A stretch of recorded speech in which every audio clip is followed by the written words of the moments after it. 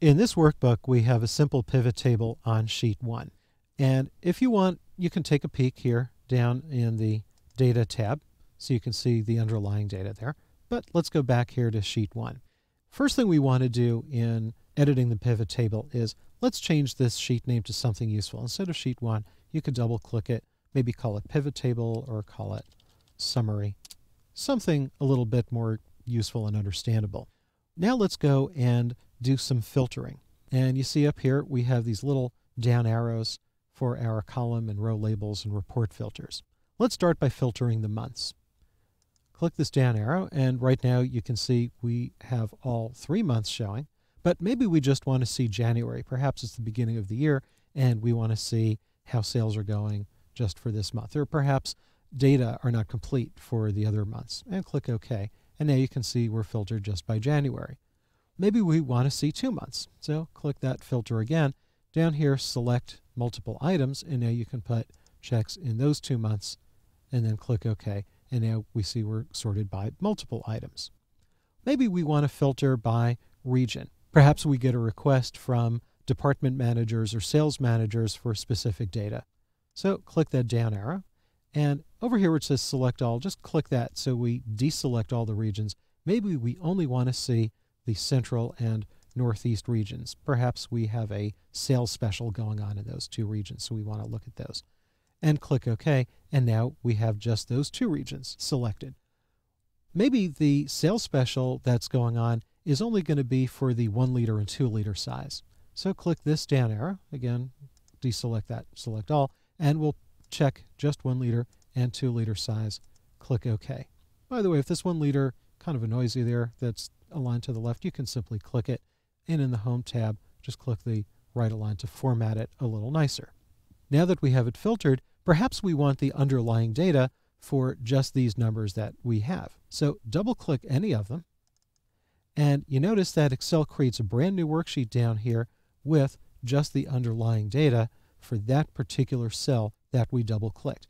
Now, this is not dynamic. This is simply extracting, and you can click on any of these, and you can see up here in the formula bar, this is simply like a copy and paste. Well, let's go back to the summary tab so we get back to the pivot table. Now, if we decide that we want to unfilter these, there's a couple of ways you could do it. You could unfilter one by one, click the filter button. Now you could mess around down here by selecting and deselecting, but it's a little faster if you go over here and you click clear filter. Now you've cleared that filter, but we still have these 2 that are filtered. And if you want to clear all the filters, there's a faster way to do it. Up here in the ribbon bar, we have the Pivot Table Tools section. Now that's visible only if you're clicked inside the pivot table. Click the Options tab, and over here click Clear and choose Clear Filters. Don't choose Clear All, because if you do that, you'll wipe out the pivot table. Just click Clear Filters, and now the filters are cleared out from all of those options. Okay, well, this is a pivot table, so let's do a little pivoting. Let's take the month over here in the Report Filter section, and let's drag month down below region. And look what happens to the pivot table. So now we have the months are separated by region. So maybe if you have separate sales managers for each region, you could give this piece of the pivot table to each sales manager and say, hey, here's how your products are doing. Let's pivot a little bit more. Let's take size, and let's drag size into the report filter. So we kept the original filtering by region, but now we can filter it further by size. Maybe we only care about the 2 liter size. So click 2 liter, click OK. So we still have it filtered by region and sub-filtered by month, but only for the 2 liter size. And if we want to see every size again, click that filter button and choose all and click OK. Well, what if we decide that we want to see average values instead of sum values? Because what's happening here is this is simply adding all the numbers together. You want to make sure you're still in the Pivot Table Tools section and the Options tab. And over here where it says Summarize Values By, click that, choose Average, and now you have average values instead of summary values. And if you want to change it back, you could always go back here and change it to sum.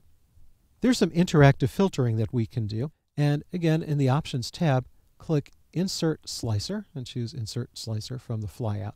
And we get the Insert Slicer dialog box. And what this will let us do is put a little panel that will let us filter by any of these data points.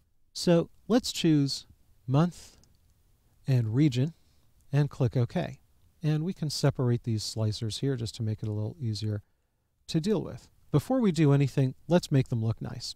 Select one of the slicers, and over here in the Options tab, let's click down and maybe let's give it a green olivey look, and choose the other slicer and give this maybe a slightly different green olivey look. And while we're at it, let's format the pivot table, then we'll use the slicers. So click somewhere in the pivot table, and again in this section here, go to Design, and when you click that down arrow, you can roll your mouse over, and before you pick one, you can see what it's going to look like. I'll choose this. So what are the slicers all about? Well, in the region slicer, click, let's say, Southeast, and now you've immediately filtered it by Southeast or by Central or by West. In the month, right now we see all of them. Maybe you want to see just January.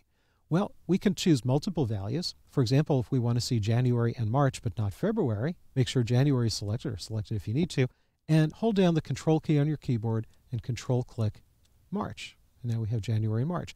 Maybe we want to see just the Central and Northeast regions, so click Central, and again hold down the Control key on your keyboard and click Northeast. So now we have just the Central and Northeast sections. So if we have a client or a boss or somebody who wants this specific information, you can see it takes only 1 or 2 clicks to get the specific detailed information that we want. Now, I hope this has given you a good idea of what pivot tables are and how they can be useful.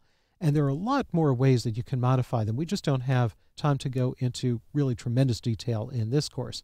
But if you do want to learn about pivot tables in depth, take a look at some of the great pivot table courses in the lynda.com library.